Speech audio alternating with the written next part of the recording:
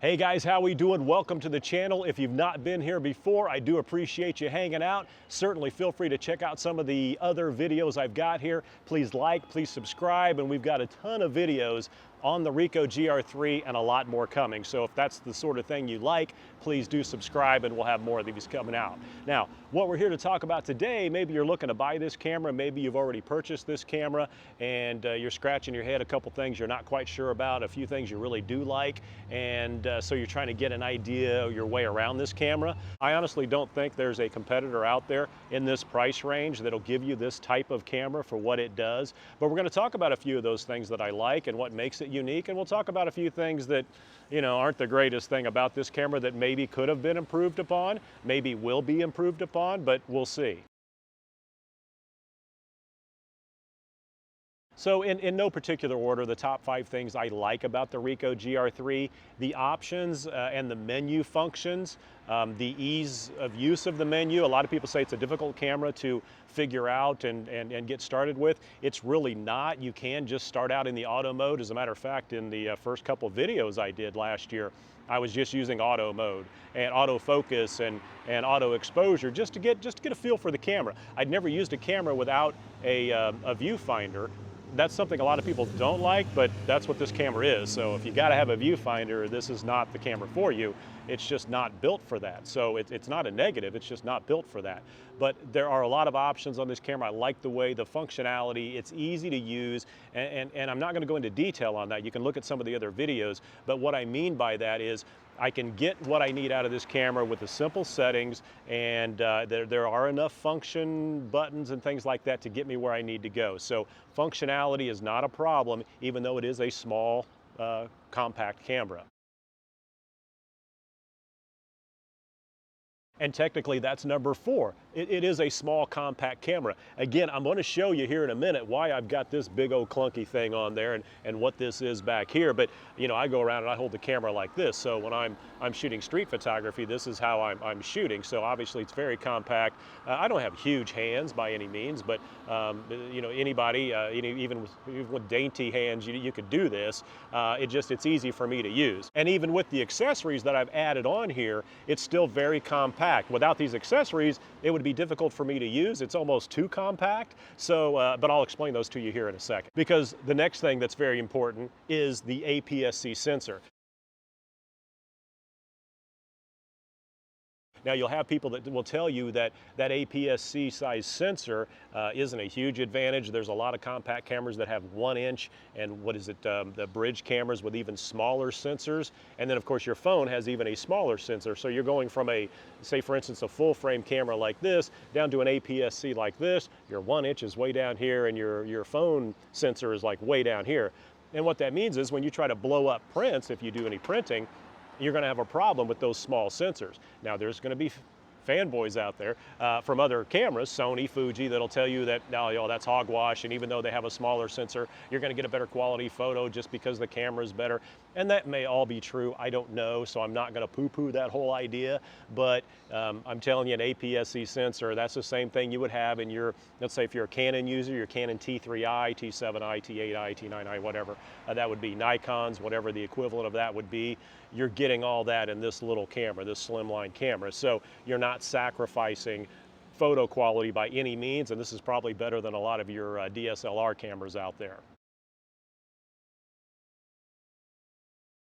Now the next thing I really like about the Ricoh GR3 that I've kind of come to like lately, because I've actually just noticed it more lately, is IBIS. What does that mean to you? Well, what that means is normally I was brought up with the idea that you never handheld used a camera less than 1/60th of a second because things could get blurry. Even if you're taking a picture of a stationary object, it can be blurry because your hands shake. So I just would never ever hand hold less than 1/60th of a second.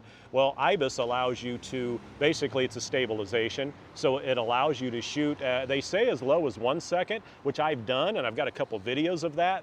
The video wasn't the best representation of 1 second, but also if you go back and look at one of my recent videos on night photography, you'll see that I went down to 1/8 of a second handheld at night, which was awesome because again, you got an APS-C sensor in here, but you can go down to 1/8 of a second, so you can get a lot of light in here and don't have to put this little bitty thing on a big tripod. Okay, so hands down, the best thing about this camera is snap focus. There's no question about that. What is snap focus? Plenty of other videos about that on my channel, plenty of videos on the internet about that, what snap focus is. But basically, there's no autofocus, there's no auto exposure. It's just going to automatically be set for the focus and automatically be set for the exposure. And you just walk by as you see me do in all of my videos and just click, click, click, click, click, and it's awesome. It's kind of idiot proof but you have to get the settings right. And I've got videos on that, so you have to check that out. So those are the top 5 things I like about the Ricoh GR III. There's a lot of other things I like about this camera, but actually I think I like the add-ons, the aftermarket add-ons better than the camera itself. But again, hang tight, I'll explain those to you. Okay guys, so 5 things I do not like about the Ricoh GR III. And it's not that I don't like it or hate it or anything like that, just 5 things that I would have liked to have seen better. And they're kind of minor, they're cosmetic, mostly outside the camera, outside the body of the camera. But the first thing is this little weenie strap, and they give you little bitty, like needle-sized holes to put your strap in there. So eventually the strap's going to pop off. Now this is the one that came with it. I know a lot of you have aftermarket straps and things like that, but it's just weird. They did not give you the option to put a eye hole here and an eye hole here, or on the back and on the back, so you can let it hang. And so they've got one here and they've got one here. That's weird. And like that's weird. And then the hole itself is so small that it's like just a very thin, and now I've been using this for a year, but it's just more or less protection in case. But I certainly wouldn't walk around, swinging it around like this, because that bad boy is going to come off in no time if you start doing that. So kind of weird. Again, not a reason not to buy the camera. It's just weird to me. I don't know. Why? Why did you even include video? I used video one time in this camera, and it was on my very first video. And I'm going to show you what happened to it. Now, this was the first video. I don't know why I didn't reshoot this, but the intro, it was blurry for like 5 seconds, and then all of a sudden just goes clear. Of course, I didn't know this till I got home, and I had this is the first video I made, so I'm editing. I'm like, what the heck, whatever, and went ahead and used it. I never used video after that, I can tell you that. And I've tested it, and it's real bad. When you say, well, how bad can it be? It'd be cool, like just for the kids. And no, it's bad. I don't know why. Why they even bother. I guess they had to, but it seems like they could have put something else in the place of the video. Okay, number 3, battery life. Everybody talks about the battery life. I can get like maybe a couple hundred shots out of a battery, but that's because I'm doing those couple hundred shots in like maybe 30 minutes walking through downtown. As you look at my videos, you'll kind of see how I do that. And so, I'm using it constantly. So you can get a lot of shots that way because the camera is not running down as much. I mean, it's running down faster, but I'm getting a lot more shots as I'm going. But if you're walking around for an hour or 2 or something like that, and you're just casually taking photos and you leave it on, or you keep shutting it off and turning it on, that's sucking a lot of battery juice. So you don't get a lot of shots, but that's an easy thing to solve. Just buy a couple extra batteries. You can buy an extra charger and batteries for like 20 bucks or something. Listed, you can find that link down below. But I bought them when I bought the camera. They've worked fantastic. I've not purchased more batteries since. So I have, I think, 3 batteries that I keep rotating, and it works fine. A couple items that may be on your list that aren't on my list that I don't really care about. This camera has no flash, no built-in flash. The Ricoh GR I and the GR II have a pop-up flash. I would never use it because I'm not going to walk by and pop a flash in somebody's face anyway. I've used a flash on here for like an event one time, and it just didn't seem right for it. I've got a video, the waterfall video, where it did the job, lit up her face and whatnot, but that's not what I use the camera for. So the no flash, I could care less about. It's got no viewfinder. This camera, you don't need it, man. I can see, perfectly. I can go down here and see it. I like the camera without the viewfinder now. It was weird at first when I got it. I'll admit that. But that's why I got this camera and not a DSLR. I've got DSLRs. If I just wanted to have a big old DSLR that I can look through and frame everything and have the perfect, well, I would have just, I wouldn't have bought this. I'd have just kept my, I kept my DSLR, but I would have just kept using it. So this camera's not made for that. So there you go. It's like you don't buy a Maserati to haul dirt. Now, I told you I would get to my modifications, and that is part of the negative of this camera. These modifications should have come with the camera, right, for 900 bucks.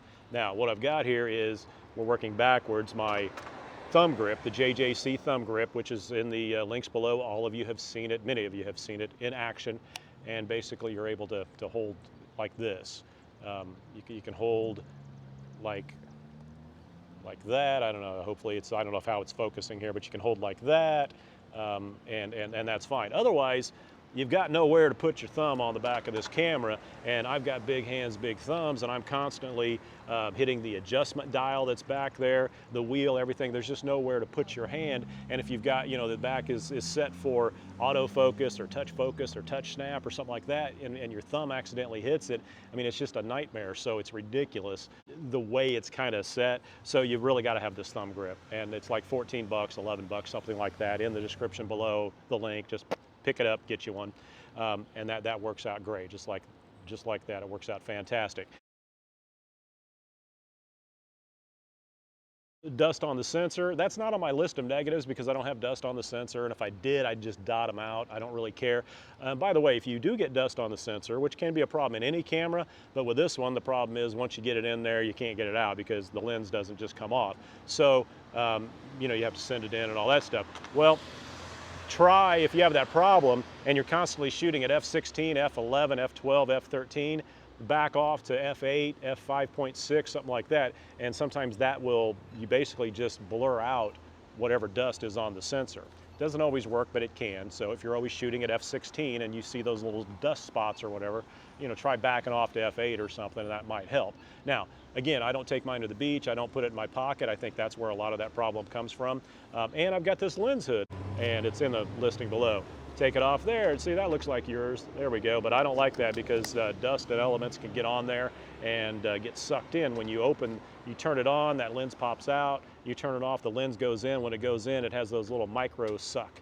The little air is like whoosh, gonna suck in there, and that dust can get in there. By the way, that's a 49mm UV filter that I just stuck on the front. Works out great for me. Some people say that defeats the whole purpose of compact, but yet it is still very compact. Look at that, I can almost hide it in my hand. So, well, actually, I could certainly hide it in my complete hand there if I wanted to, but that's the way I'm shooting as I'm walking down the street. Bam, they don't know I took a picture. It could be a phone for all they know. Okay, so what's my biggest complaint about the Ricoh GR III? Again, the back.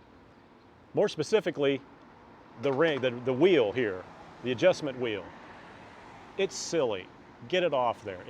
It's already buzzed. It doesn't work for me. Yeah, I can hit left and right and up and down, and that's fine. It will go left, right, up and down. But the idea is it spins, and it's supposed to spin to choose your ISO. Well, it just goes all wacky on me. It does not go it just goes all weird. So now it's a complete waste. I had to use my function button to go for ISO, or I know the camera well enough, I can dig into the menu easily enough and just, boom, get whatever. I usually use auto ISO, topped out at 1600 or so. I say on the videos a lot of times 3200, but I think 1600 on a sunny day is certainly ISO top end is good enough. And so I really don't mess with it too much, but if you're out doing it, but when I do something different, like if I'm in a town or I want to do some portraits or something like that, you don't do portraits with this, but you know what I'm saying, take generalized pictures, and I want to change the ISO or whatever, then I've got to, go back here to the wheel. Well, I can't do the wheel because, the wheel's wacky. So I would hope if you come out with a GR4, that you take this wheel off. You got to know that it's worthless and it's not good. The rest of the camera is very chunky, very heavy. I was really surprised when I bought it, or as soon as I got it and pulled it out of the box. I was very happy with the heft of it. It did feel like, it didn't feel like a toy. In other words, like some of the Sonys, they can feel like a toy almost. They're so small and dainty. But so this is a good, solid camera. But again, that plastic wheel back there. So those are my complaints. Are those huge complaints? No. Are those reasons not to buy this camera? No. This is a great camera, man. I've had so much fun with this camera. I really can say that I've had more fun with this camera than any other camera I've had. I have, full frame cameras and stuff. It's just the way of using it. So if the question is, are there problems and negatives with the Ricoh GR III? Yeah, there are. Is it a reason not to buy this camera? No, it's not. This camera's still around 900 bucks like it was when it came out. I think for what it is, it's worth every penny. To get something equivalent to this, you're gonna go up to 1,400, 1,500 bucks, and even then, you're not gonna get the equivalent of this camera. You know, if you're new to this sort of type of camera, this is the one you wanna check out first. If you don't like it, send it back or whatever. But again, I don't think there's anything in this price point of 800 or 900 bucks that will be equivalent to this camera. So that's gonna do it for this one, guys. I do like this camera. I would purchase this camera again in 2021 if that is the question, without a doubt. So far, nothing I've seen will compare to this right now. 2022 could be different, but we'll make another video then and find out. Until then, make sure and subscribe. Please like the video if you did learn anything. I got videos coming out on the Ricoh GR III every Wednesday. It's Ricoh Wednesday, so make sure you subscribe and you'll get a video every Wednesday talking about this camera. All right, guys, until next one, we'll see you then.